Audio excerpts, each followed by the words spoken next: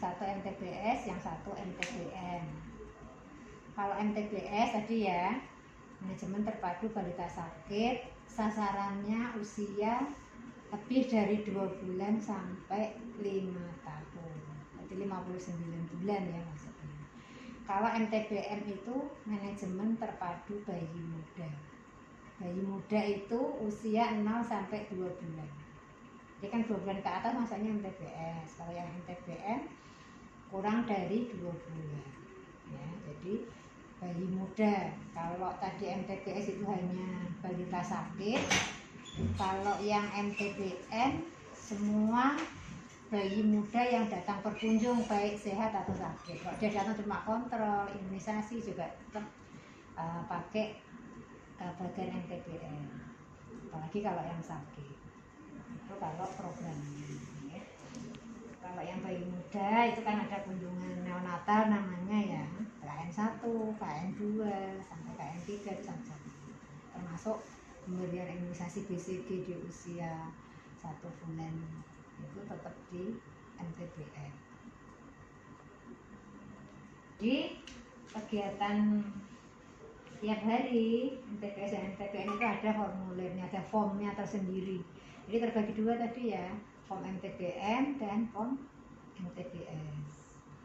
Kalau yang MTBS ya, jadi sesuai sama tadi usianya, tinggal lihat usia anaknya datang usia berapa. Jadi ada dua form. Ini yang MTBM, ini yang MTBS. Jadi ini ditulis, kemudian bedanya sama MTBS ada KN, kunjungan neonatal, karena kalau MTBS nggak pakai kunjungan neonatal.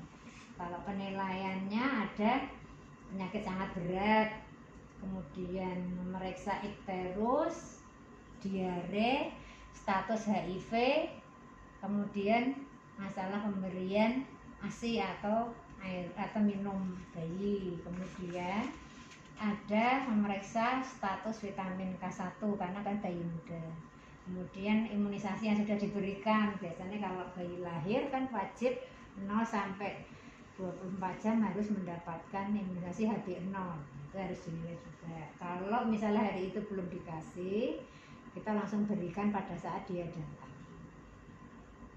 Kemudian masalah keluhan lain dan keluhan ibu, misalnya keluhan ibu misalnya ada kesulitan menyusui, payudaranya bengkak, putingnya lecet, itu kan kadang pengaruh untuk pemenuhan nutrisi. Kalau yang kedua form MTBS ya. Kalau MTBS ada penilaian juga, jadi di sini ada tanda bahaya umum ya, seperti tadi ya, bayi muda juga ada, tapi maksudnya bukan tanda bahaya langsung merasa kemungkinan infeksi. Kalau ini ada tanda bahaya umum, misalnya tidak bisa minum sama sekali, ibunya datang, ibu kalau dikasih minum langsung muntah, kasih minum langsung muntah, itu langsung masukkan tanda bahaya. Misalnya dia datang kejang langsung masuk tanda bahaya.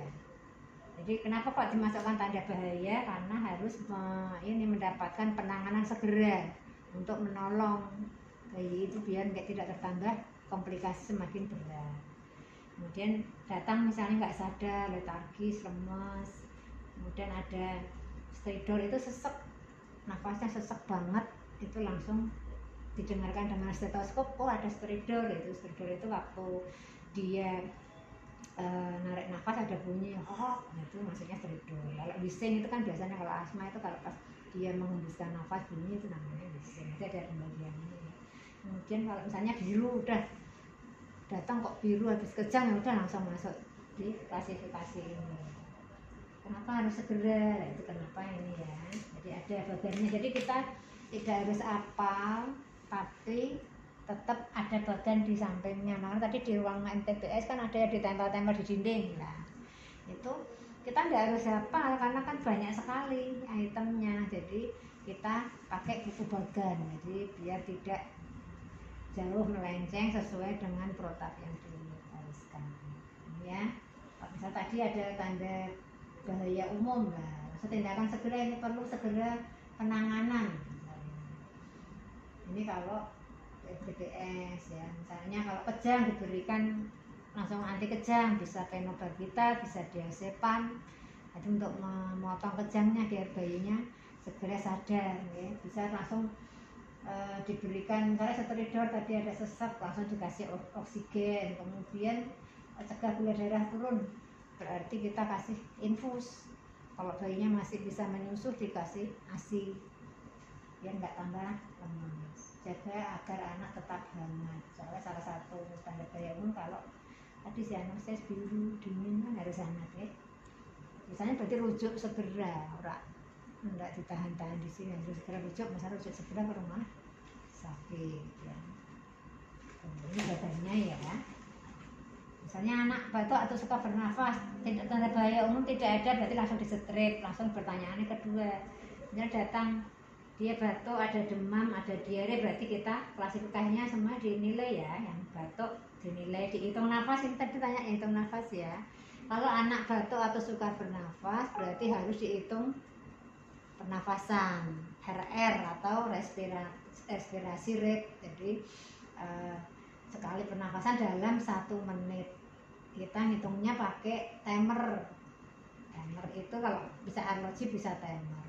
Kalau timer itu kan sekali, jadi nanti sampai 1 menit. Jadi kita tidak ndelok jam terus, karena kita harus lihat dadanya turun naiknya anak itu. Kalau lihat jam terus kan dari ininya nggak kehitung, kan kita ngitung dalam hati. Ngitung, jadi langsung pakai timer, nanti bunyi langsung tit berhenti, berarti 1 menit itu ya. Nanti berapa kali ditulis di sini. Nafas cepat apa tidak, kalau nggak ada nafas cepat nggak dilihat. Nanti klasifikasinya berdasarkan dari dokter.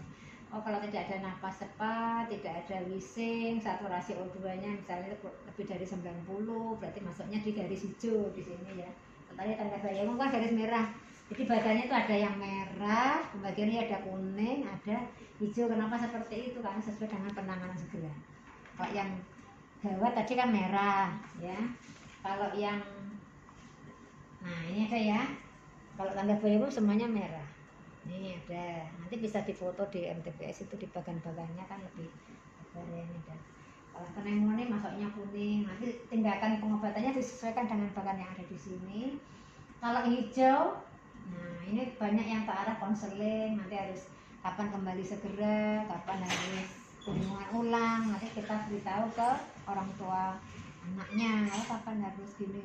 Bu, kalau anaknya ada yang di rumah tambah sesak atau panasnya tambah tinggi atau tidak sadar, berarti langsung ke sini ya. Nanti kita beritahukan. Jadi di sini konselingnya juga ada aturannya. Ada konseling. Ini ada konselingnya sendiri.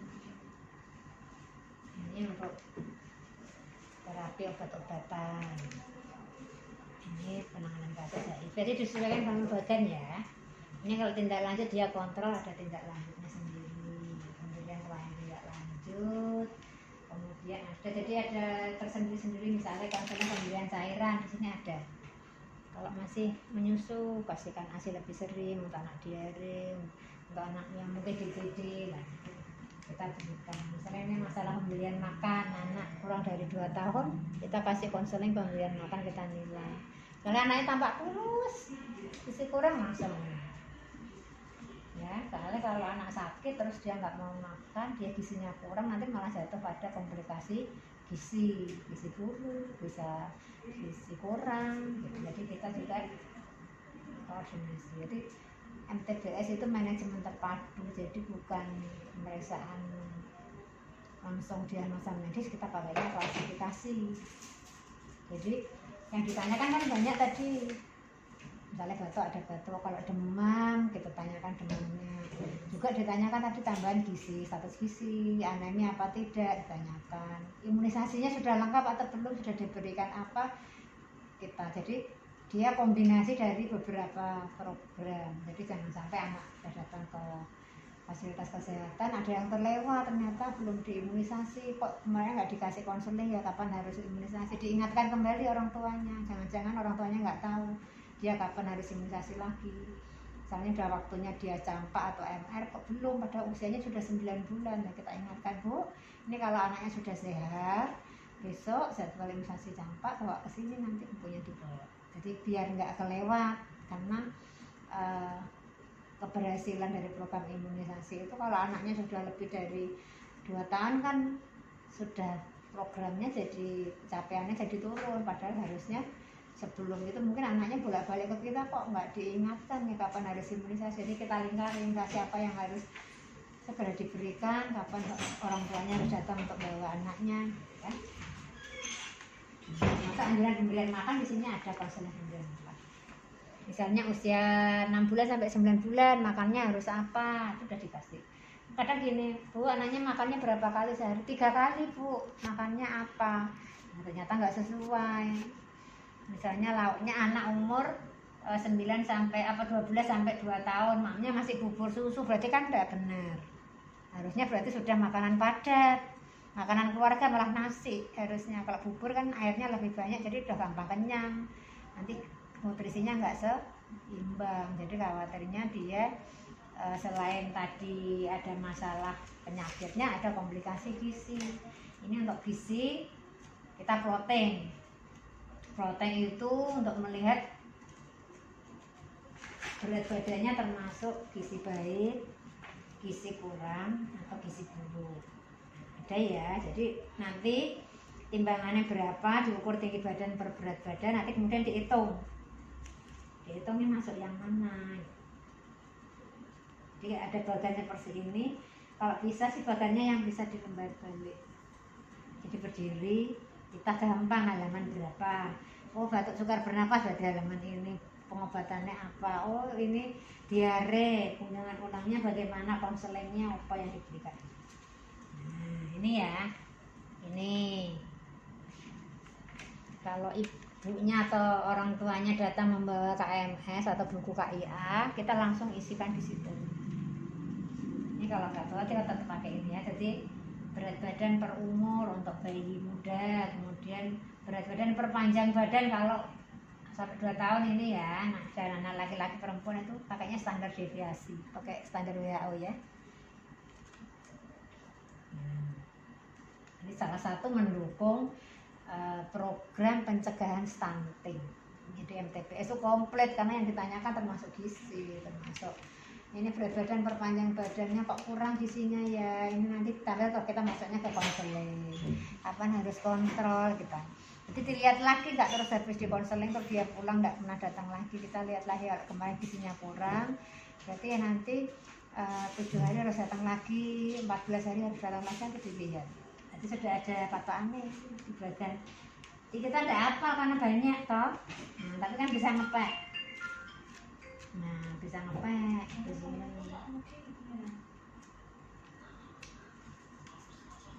ini ya bisa ngepek. Nah, ini misalnya angan ini.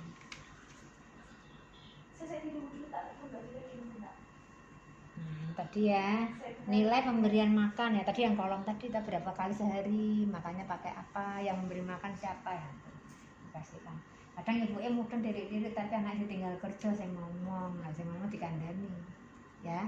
Jadi nggak selesai nanti habis dari sini diajari, nanti sampai rumah nggak di overcase sama yang ngomong ya. Dia kerja ibunya, pulangnya sore, yang pengasuhnya, nah itu juga harus diajari. Jadi nanti kita lewat orang tua. Ini nanti ya batas gizi ya, ada gizi buruk, ada gizi buruk tanpa komplikasi, ada gizi kurang, gizi baik. Nah ini nanti sesuaikan, nanti diukur tinggi badan, berat badan, lingkar lengan. Maka nanti kalau misalnya ini kok sudah di bagannya kok ini 2 bulan nggak naik ya, naik tapi nggak sesuai. Misalnya setiap bulan harus naiknya 500 gram misalnya di buku KIA, kok ini naiknya naik tapi cuma 300. Berarti kita nilai lagi bulan berikutnya, tapi sambil di konseling pemberian makan. Nanti biar nggak tambah ngeflat terus, nanti jadi stunting, gagal tumbuhnya karena kita nggak waspada. Dia naik kok Bu, naik berapa saon loh, kan itu berarti kurang ya, harusnya segini kok naiknya segini. Nanti kitanya jadi nggak gini tapi ngeflat turun. Yang paling bahaya lagi kalau sudah jatuh di gizi buruk. Jadi sebelum terjadi gizi buruk, kalau kita penanganan seperti ini semua komplit, insya Allah nggak sampai turun ke situ. Kita sudah konsultasi, kita koordinasi dengan petugas gizi untuk pendampingan PMT-nya nanti bagaimana, pemberian tablet zinc, pemberian asam folat, misalnya ada multivitamin, nah itu diberikan. Soalnya dia butuh vitamin A. Kalau penyakit tertentu, misalnya anak dengan orang gizi, anak dengan campak, itu langsung diberikan vitamin A. Kenapa? Untuk mencegah komplikasi di kornea matanya karena campaknya. Jadi nggak sampai nanti anak sudah ada kelainan penglihatan, kita penanganannya terlambat karena nggak lengkap seperti ini, jadi ada yang kelewat, namanya manusia ya, pasiennya oke gitu. Makanya Bagan itu mengingatkan, oh harus diberikan ini, oh harus diberikan ini. Ada lagi yang ditanyakan?